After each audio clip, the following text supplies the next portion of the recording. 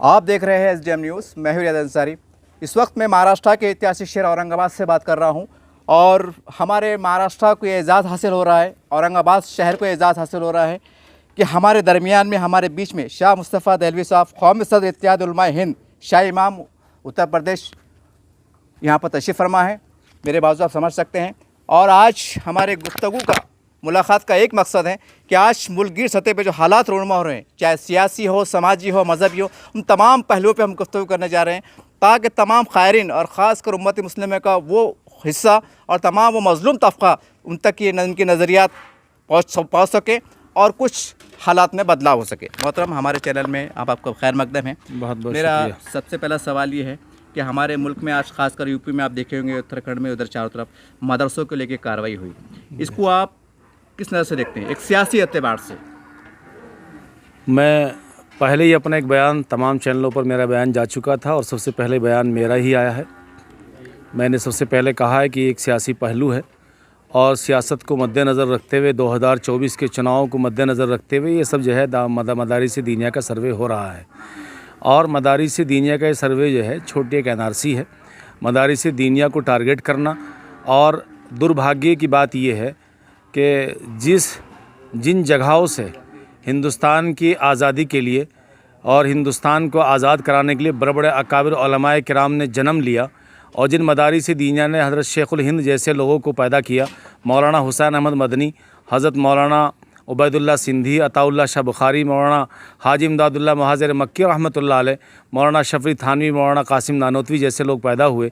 और इन मदारिस दीनिया के इन तमाम मुजाहिद आज़ादी ने इन मदरसों से तालीम हासिल करने के बाद हिंदुस्तान को आज़ादी दिलाने में अपना अहम किरदार अदा किया। बेशुमार उलमाए किराम ने हिंदुस्तान में की आज़ादी के लिए अपनी जानों का नजराना पेश किया। आज उन्हीं मदारिस दीनिया की, जहां मुजाहिद आज़ादी पैदा हुए, उन्हीं मदारिस दीनिया का सर्वे हो रहा है। इससे ज़्यादा बदकिस्मती की बात और कोई हो नहीं सकती। मतलब हम देखते हैं कि जो मुखालिफिन होते हैं मदरसों के, हम देखते हैं वो कहते हैं कि भाई आपके जब मदरसे चल रहे हैं और आपके जो बड़े बड़े जो ज़िम्मेदार होते हैं वो कहते हैं ख़बरदार हमारे मदरसे तरफ आग उठा के देखा था। ऐसा क्यों? वो कहते हैं कि दरवाज़े खोल दीजिए ना, ऐसा बयानात आते हैं। इसके ऊपर क्या कहेंगे आप? देखिए, सबकी सोच अपनी अपनी अलग हो सकती है। मदारिस दीनिया के दरवाज़े हमेशा खुले हुए हैं। दारुल देवबंद हो, चाहे मज़ारिल सहारनपुर हो, नदवा हो, शाही मुरादाबाद हो, और हिंदुस्तान के छोटे बड़े जितने भी दीनी इदारे हैं, 24 घंटे उनके दरवाज़े खुले हुए हैं। बिरादरान वतन और इलाकाई तमाम ज़िला इंतज़ामिया और पुलिस प्रशासन हमेशा वहाँ जाते रहते हैं। सबके नज़र में पूरा के पूरे हालात उनके रहते हैं, सबकी मालूमात रहती है। ये सब एक एक्शन है इन लोगों का। और 2024 में हमारे बिरादरान वतन को खुश करने के लिए, क्योंकि हुकूमत हिंद और सूबाई हुकूमतों के पास जो फ़िरका परस्त ताकतें, उनके पास कोई ऐसा एजेंडा नहीं है जिस एजेंडे को लेकर वो सामने जाएं और अपनी कामयाबी बताएं कि हमने कोई मुल्क की तरक्की के लिए काम किया है, या मुल्क में काला धन वापस लेकर के आए हैं, या लोगों के खातों में जो 15-15 लाख रुपए आने वाले थे वो आए या नहीं आए। क्योंकि इनके पास कोई ऐसी कामयाबी का मुद्दा सामने नहीं है। इसलिए उन तमाम नाकामियों को छुपाने के लिए वो सिर्फ़ और सिर्फ एक मुसलमानों को टारगेट कर रहे हैं, हमारे मज़ाहिब के मजहबी इदारों को टारगेट कर रहे हैं और दूसरे मज़हब के लोगों को खुश करने में लगे हुए हैं। मोहतरम, एक BJP का एक नारा है कि हम चाहते हैं कि मुसलमान के जो अरबी मदारिस है वो फूले फले, वो कौमी एकजहती भी आए, और हम एक हाथ में कुरान देना चाहते हैं, एक हाथ में कंप्यूटर देना चाहते हैं। कैसा समझते हैं आप इसको? कैसे, किस जाविये से देखते हैं आप? भाजपा सरकार अब से पहले गुजरात में एक ज़माने तक रही, तो गुजरात का हालात सब ने देखे हैं। जिस तरह से मुसलमानों की तरक्की करना चाहते हैं, लोगों का कत्लेआम हुआ, बेशुमार मासूम बच्चों को कत्लेआम किया गया, माँ और बेटियों के साथ जनाबिल जबर किए गए, और हिंदुस्तान में जगह जगह पर मॉब लॉन्चिंग हो रही है। अगर वो अपनी नीयत साफ़ कर लें और नीयत साफ़ करने के बाद वो मैदान में आए मदद करने के लिए, तो करें मदद, कौन मना करता है। लेकिन मदद करने की नीयत साफ़ नहीं है ना, वो तो दूसरों को खुश करने के लिए मुसलमानों को सिर्फ टारगेट कर रहे हैं। मतलब एक सियासी पहलू पर गुफ्तगू करते हैं। देखिए, आज मुल्क में जो है तो सेकुलर पार्टियां हैं और सेकुलर पार्टियों का इतिहास रहा है, और कुछ बातों को छोड़ दिया जाए तो कहने का मुसलमानों के साथ नाइंसाफ़ी खुल के समझ में आई, बल्कि साबित भी हुई हैं। अब ऐसे हालात में मुल्क एक नई पार्टी, जिसे हम कह सकते हैं मुस्लिम, अपने इत्तेहाद मुस्लिमीन MIM जिसे कहते हैं, जो इसका विस्तार से पूरे देश में फैला हो रहा है, वो जब आवाज़ उठाते हैं, कुछ बातें तल्ख होती हैं, हक़ाइक़ पे मबनी होती है, लेकिन उन्हें सीधा सीधा BJP की B टीम कहा दिया जाता है। तो इस तमाम सियासी पहलुओं को, बातचीत को आप कैसा देखते हैं? देखिए, अंदरूनी तौर पर क्या है वो सारा ज़माना जानता है। और जो हालात हैं वो सबके सामने हैं। कुछ ज़बानें, कुछ तकरीरें, कुछ अल्फाजात ये साबित कर देते हैं कौन कहाँ है। मैं कोई किसी पर जो है किसी को बुरा कहने का आदी नहीं हूँ। अगर वो अच्छी बात करते हैं तो हम उनकी तारीफ़ भी करते हैं, और जो लोग बुरा काम करते हैं या कहीं ऐसा काम करते हैं, ऐसा डिसीजन लेते हैं कि जो बिल्कुल गलत हो और मुल्क व मिल्लत के हक़ में ना हो, तो हम उसकी मुखालफत भी करते हैं। अच्छा काम करने वालों की हम हिमायत भी करते हैं।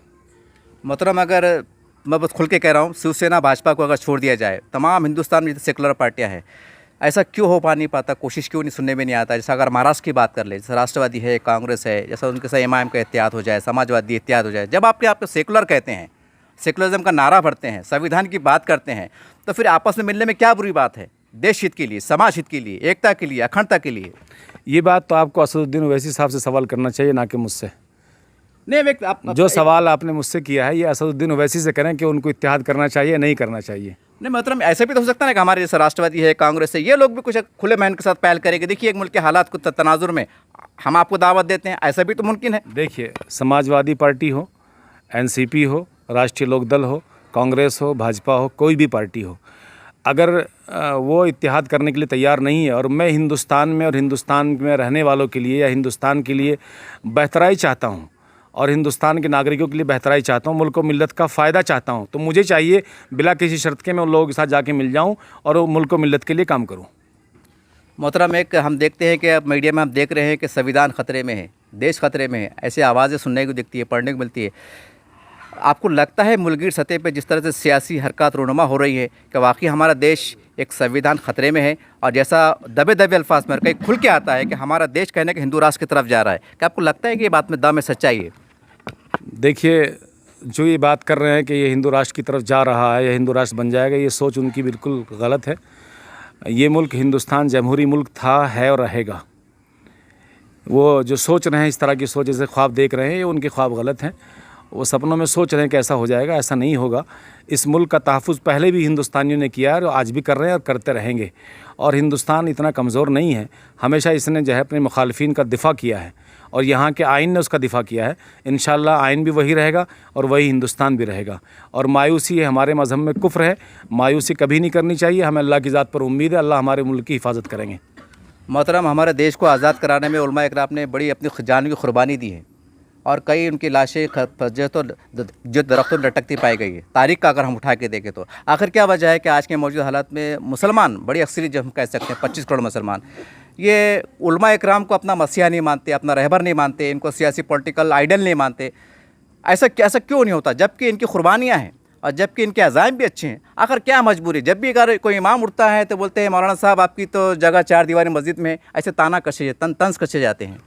देखिए, अंग्रेज़ एक बीज बोझ कर यहाँ गया था हिंदुस्तान में, और अंग्रेज़ों की नापाक औलाद आज भी यहाँ मौजूद है। तो वो इस तरह की जो है फितने फैलाते रहते हैं और हमारे लोगों को गुमराह करते रहते हैं। ऐसा नहीं है, आज भी हिंदुस्तान में आप किसी दूसरी पार्टियों के इजलास देख लीजिए और हमारी जो तंजीमों के इजलास होते हैं, हमारे उलमाए किराम के प्रोग्राम्स होते हैं, उनके प्रोग्राम पर हमेशा भारी रहते हैं। और आज भी उम्मत मुस्लिमा उलमा की क़यादत को कबूल करती है। अगर उलमा की क़यादत को कबूल ना करते तो सारी नमाज़ें उनके पीछे ना पड़ते। मौलाना, आजकल देखने में आ रहा है नौजवान तबका ज़्यादातर नशे का आदी हो रहा है, तो आप ऐसी कोई नसीहत कर सकते हैं क्या नौजवान तबका जो नशे की आदत छोड़ दे और सही रास्ते पे चले? तमाम नौजवानों को, जो नौजवान पढ़ा लिखा तबका है, उनको एक तहरीक चलानी चाहिए और ख़ास तौर से तमाम तंजीमों को इस्लाही माशरे के प्रोग्राम कराने चाहिए। और ये इस्लाही माशरे के प्रोग्राम मसाजिद के साथ साथ चौराहों पर, गली कूचों में भी होने चाहिए। चौराहे पर, क्योंकि शराबी मस्जिद में नहीं जाता है, जुआ सट्टा शराब पीने वाले मस्जिदों में नहीं जाते हैं, खुराफात करने वाले मस्जिदों में जाके कोई बयान नहीं सुनते हैं, बल्कि ऐसे प्रोग्राम्स जो है वो चौराहों पर होने चाहिए और उनमें अपने अफसरान को भी शामिल करना चाहिए और उसमें अच्छे लीडरान को भी शामिल करना चाहिए, ताकि, क्योंकि ये बीमारी तमाम कौमों के अंदर है, तमाम धर्म के नौजवानों के अंदर है, और इस बीमारी को दूर करने के लिए हम सबको इकट्ठा होकर उसके ख़िलाफ़ एक मुहिम छेड़नी चाहिए। और वो सबसे अच्छी मुहिम इस्लाही माशरा है। तो इस्लाही माशरे पर प्रोग्राम करने चाहिए, क्योंकि दहेज भी एक बहुत बड़ी लानत है और बहुत सारी बीमारियाँ इस तरह की कौम में, मुल्क व मिल्लत में आ गई हैं यहाँ कि आवाम के अंदर के उनको दूर करना हमारे लिए बहुत ही ज़रूरी है। हमने पूरे नोएडा में 2500 प्रोग्राम कराए इस्लाही माशरे के, और जगह जगह पर उसका फ़ायदा तमाम लोगों को हुआ। हमारे हिंदू मज़हब के लोगों ने भी उससे बहुत सारे अपनी शादी ब्याहों में डीजे गाजे वाजे बंद कर दिए और बहुत से लोगों ने शराबें बंद कर दी हैं।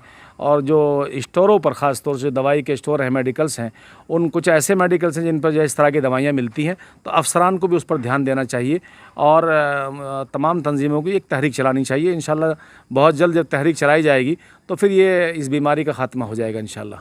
मौलाना, इस पर आखिरी सवाल ले लेते हैं कि आने वाले वक्तों में महाराष्ट्र में बल्कि पूरे मुल्क की सतह पर मुख्तलिफ इंतखाबात होने जा रहे हैं, चाहे बल्दिया के हो, कॉरपोरेशन के हो, विधानसभा के हो, लोकसभा के हो। मुसलमानों को ख़ास करके किस तरह से अपने मुनज़्ज़म तरीके से अपना लाएमल तैयार करना चाहिए? अगर सेकुलरिज्म तरफ जाना चाहिए तो क्यों, या अगर उसका अल्टरनेट कोई है तो वो क्या है? देखिए, चुनाव जब आता है तो तमाम पार्टियां मैदान में होती हैं और हर पार्टी कोशिश करती है कि मैं आगे आऊँ, क्योंकि ये जमहूरी मुल्क है, ये किसी के बाप की जागीर नहीं है। तो यहाँ हर आदमी को चुनाव लड़ने का भी हक़ है, प्रचार करने का भी हक़ है। तमाम पार्टियाँ अपनी अपनी कोशिश करती हैं और सारी पार्टियों में सारी खामियां नहीं होती हैं।